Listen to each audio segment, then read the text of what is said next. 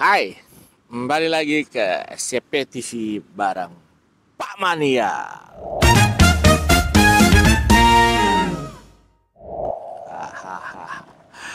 Kali ini kita mau bahas mengenai Prabowo yang akan dilantik segera. Nah, dalam beberapa waktu dekat ini Prabowo akan dilantik menjadi presiden. Nah, pelantikan Prabowo ternyata diinformasikan akan di Jakarta katanya. Kemudian juga yang menarik, ya kan? Apakah Prabowo ini akan membangkitkan semangat Orde Baru? Banyak yang bilang, ya ada beberapa sumber yang bilang ini adalah New Orde Baru. Tapi ya ini kan masih bisa dibilang desas-desus, bukan sesuatu yang pasti. Namun nggak salah juga dikatakan seperti itu. Kenapa? Karena ya nggak bisa dipungkirin bahwa Prabowo sendiri itu melekat dengan Orde Baru. Karena dulu dia berada dalam lingkaran tersebut. Dan juga dia juga kan mantan suami dari anak penguasa Orde Baru pada saat itu. Tapi kekhawatiran itu sebenarnya nggak jadi satu hal yang besar buat sekarang ini. Walaupun ya karakteristik dari Orde Baru itu kan memang memasukkan sanak saudara dalam ruang kekuasaan.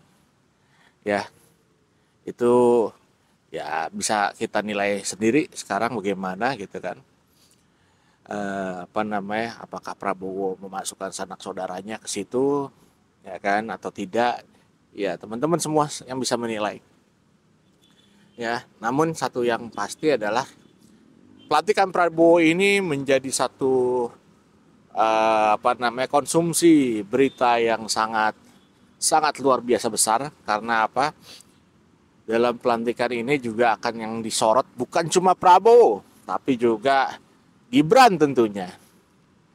Gibran sebagai orang yang dalam beberapa waktu belakangan ini sangat dicari oleh media, sangat disorot. Kenapa? Karena ada salah satu akun bernama Fufu Fafa yang sudah sering sekali saya bahas, dan juga akun Fufu Fafa ini diduga pemiliknya adalah Gibran Rakabuming Raka, yaitu sang wakil presiden terpilih. Dan gelagat Gibran ini juga bukan cuma Fufu Fafa, tapi bagaimana dia merespon wartawan dalam pemberitaan yang kadang memang terkesan kok nggak nyambung gitu. Gibran seolah-olah mengafirmasi bahwa berita-berita tentang dia yang gak nyambung ini itu ya kan, cuek, ya seolah-olah dibenarkan oleh dia dengan dengan sikapnya yang nggak berubah juga gitu. Ya jujur ya, sebagai warga negara kalau punya presiden seperti itu ya saya juga malu gitu. Karena kan baik Gibran maupun Prabowo ini akan merepresentasikan satu negara gitu, bukan cuma satu keluarga.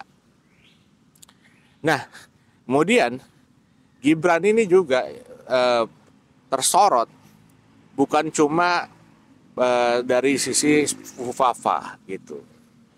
Dari ruang lingkup keluarganya juga tersorot banyak sekali, termasuk bapaknya, si Pak Jokowi ini gitu.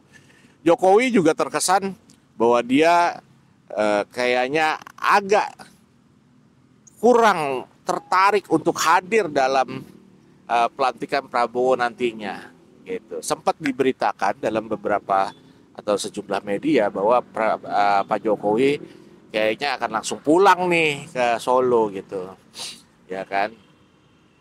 Mungkin dia juga melihat katanya ada pertemuan antara Prabowo dengan Megawati di sana ya. Saya nggak paham kenapa sebegitu curiganya gitu loh. Dan Pak Jokowi juga menjelang masa dia menutup jabatannya, ini mengganti kepala BIN yang notabene kepala BIN yang saat itu sebelum diganti itu adalah orangnya dari Megawati Soekarno Putri. Nah, ini terkesan bahwa Pak Jokowi ini mau membabat habis, ya membabat habis lingkaran Megawati di akhir masa kepemimpinannya. Karena diganti cuma dalam hitungan hari sebelum dia selesai jadi presiden. Ini jadi satu tanda tanya besar. Kenapa Pak Jokowi melakukan itu? Apakah ini merupakan satu sikap politik menunjukkan bahwa ya gua habisin lah, ya kan, lingkaran Bu Mega semua. Bisa jadi seperti itu. Pak Prabowo sendiri kemarin sudah sempat memanggil beberapa orang untuk menempatkan dalam pos-pos di kabinetnya dia.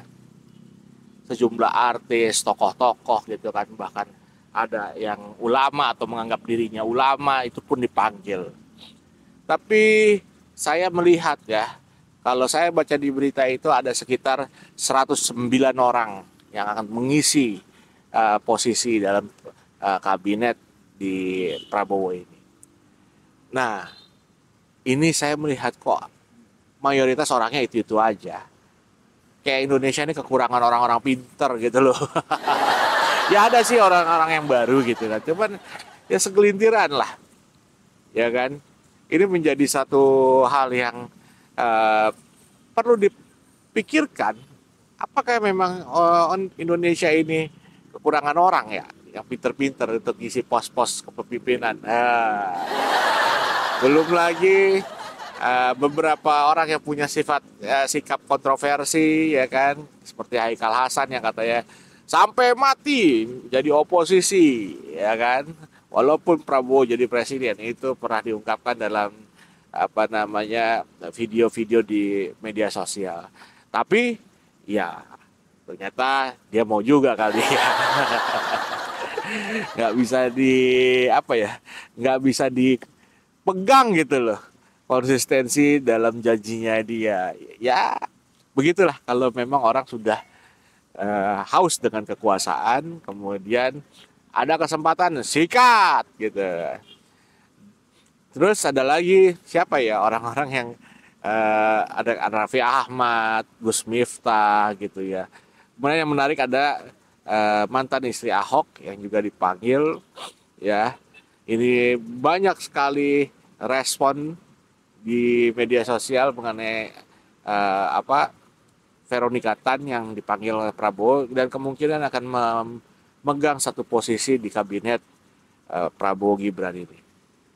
Ya, saya sih sebenarnya masih lebih serak ya kalau harus menyebut Prabowo gitu. Tapi kalau untuk Prabowo Gibran agak mengganggu menurut saya. Ya nggak apa-apa, toh orang ini pendapat pribadi. Nah balik lagi soal Neo Orba. Ya.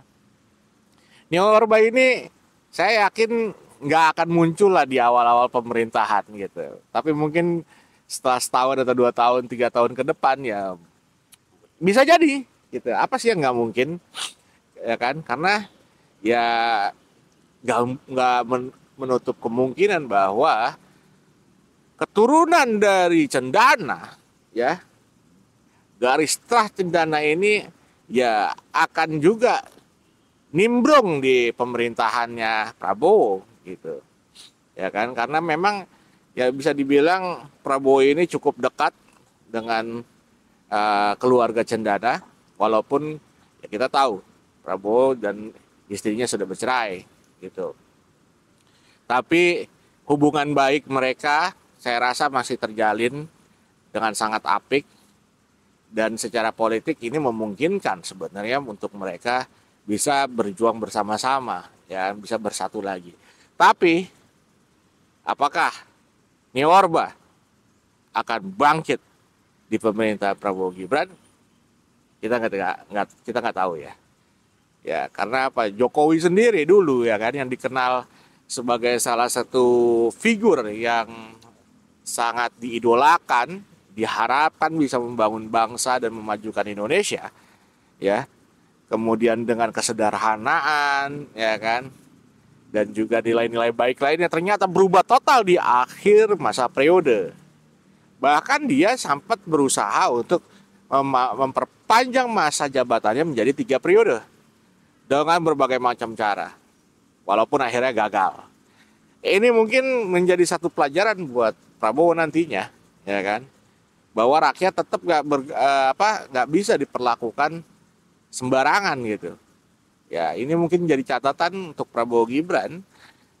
Ya, kalau misalkan ingin benar-benar ekstrim seperti Jokowi mengubah sesuatu yang fundamen, ya kan, seperti masa jabatan, harus dipikirkan berulang kali gitu.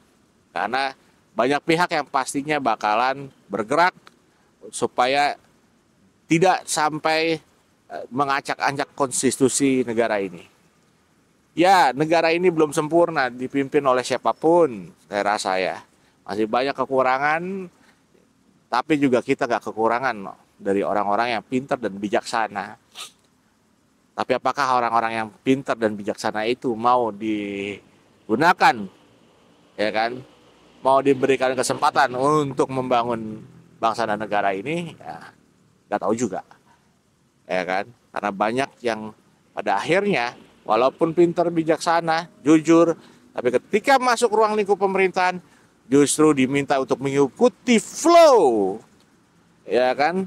Mengikuti flow satu atau dua kelompok yang ingin mengeruk keuntungan negara, ya kan, di luar memikirkan bangsa dan negara ini.